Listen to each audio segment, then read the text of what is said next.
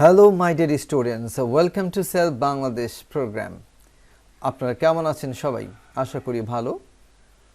আজকে আমরা একটা নতুন বিষয় নিয়ে হাজির হয়েছি আপনাদের সামনে, যেটা সচরাচর ভেরি কমন।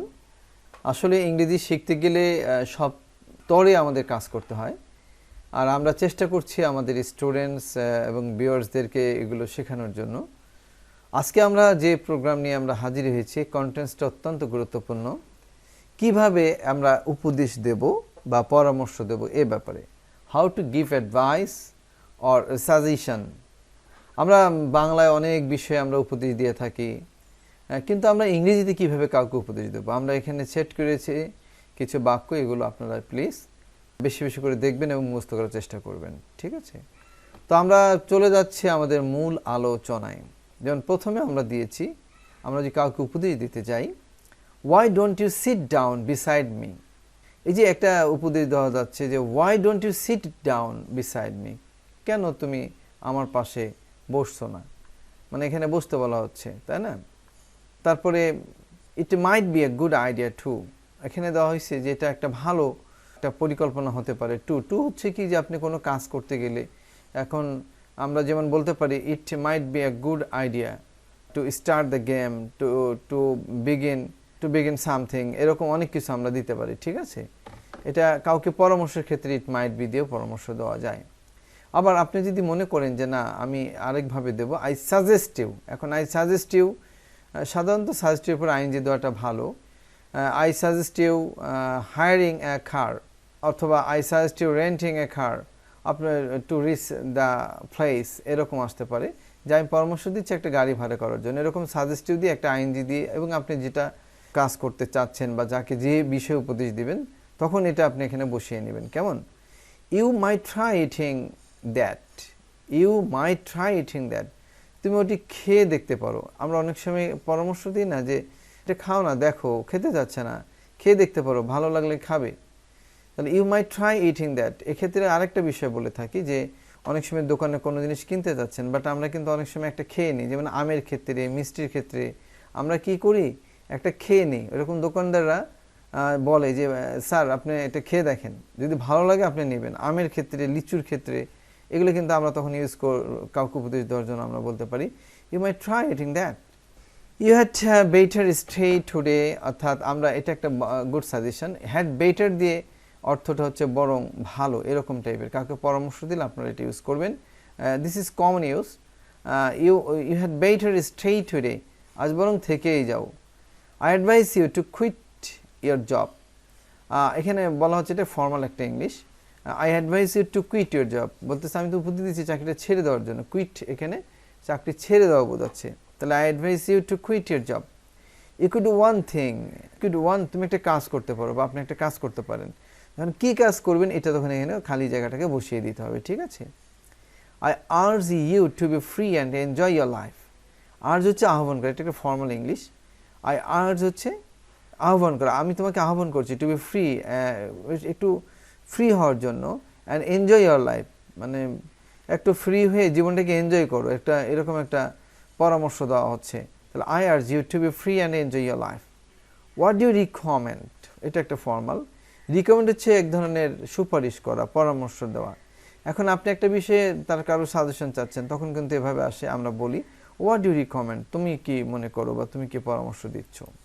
এবারে আমরা চলে যাচ্ছি আরও এই বিষয় আছে, what mite be a good idea, মানে কি একটা ভালো পরিকল্পনা হতে পারে। ঠিক এই ধরনের উত্তর যখন আসবে, প্রশ্ন আসবে, তখন আমরা বলবো ওকে ডু ওয়ান থিং। কেউ যদি আপনাকে কোশ্চেন করে ফেলে what mite be a good idea, আসলে ভালো ধারণাটা কী হতে পারে, ভালো কাজটা কী হতে পারে, ভালো পরিকল্পনাটা কী হতে পারে, তখন আমরা কেউ উত্তরে বলবে এরকম okay okay do one thing, একটা কাজ করো, save some money this month, then you will have a lot of money at the end of the year. আপনি কোনো পরামর্শ চাচ্ছেন, এখানে পরামর্শ দিচ্ছে, ঠিক আছে তুমি একটা কাজ করো, কিছু টাকা জমাও প্রত্যেক মাসে, then you will have a lot of money at the end of the year, এবং দেখবে বছরের শেষে তোমার অনেক টাকা হয়ে যাবে।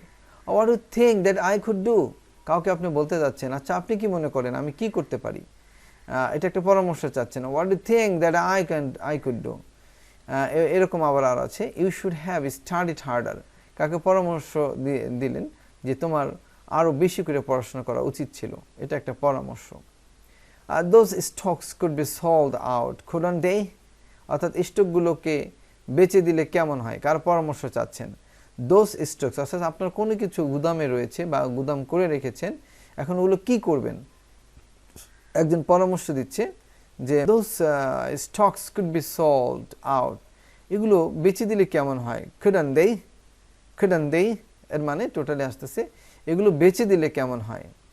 You shouldn't miss any lecture, পরামর্শ দিচ্ছে তুমি কোনো লেকচারই মিস করা তোমার ঠিক না। লেকচার হচ্ছে এখানে আমরা জানি যে কলেজের স্যাররা যে লেকচার দেয় বা স্কুলের স্যাররা যে লেকচার দেয় অর্থাৎ যে পাঠদানটা দেয় তা তোমার মিস করা ঠিক না। You shouldn't miss any lecture, এটা একটা পরামর্শ। You should do your homework regularly, এটা একটা পরামর্শ, নিয়মিত তোমার বাড়ির কাজ করা উচিত। আমরা জানি আমাদের যারা স্টুডেন্টস আছে, আমাদের নিজেদের কর্ম আছে, এটা নিয়মিত করলে আমরা কিন্তু সমস্যা থেকে রক্ষা পাবো, ঠিক আছে। Journalist had better tell the truth to people, এই যে ব্যাপারটা আছে, জার্নালিস্ট হচ্ছে সাংবাদিকরা, সাংবাদিকদের হ্যাড বেটার টেল দ্য, তাদের বরং সত্য কথাই বলা ভালো, হ্যাড বেটার বরং ভালো, টু পিপল, অর্থাৎ এটা একটা পরামর্শ, জার্নালিস্টদেরকে অর্থাৎ পাবলিকদেরকে বা লোকজনদেরকে সত্য কথা বলাই ভালো, এটাও কিন্তু একটা উপদেশ বা সাজেশন। আমরা আরেক উপদেশ করতে পারি, you had better not to marry him, আপনি কাউকে পরামর্শ দিচ্ছেন ওই লোকটাকে বা তাকে বিয়ে করা ঠিক হবে না। You had better not marry him, অর্থাৎ তাকে বিয়ে করা ভালো হবে না, এটা একটা পরামর্শ। হি ইজ এ র্যাক হচ্ছে একজন অসৎ বা প্রতারক, অর্থাৎ তার সম্পর্কে জেনে নিলেন তিনি অসৎ বা প্রতারক, তার সম্পর্কে জেনে নিয়ে আপনি বলতেছেন you better not marry him. আমার মনে হয় এটুকু বুঝেছেন। চলুন আমরা আরেকটি ইয়াতে যাই। অ্যারাইভ ইন টাইম, কাউকে আপনি পরামর্শ দিচ্ছেন, এই সঠিকভাবে আসো, সঠিকভাবে উপস্থিত হও।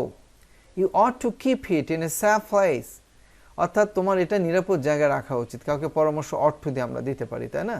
Drink a lot of water, কাউকে পরামর্শ দিচ্ছেন এই বেশি বেশি পানি খাও, বেশি বেশি পানি পান করো।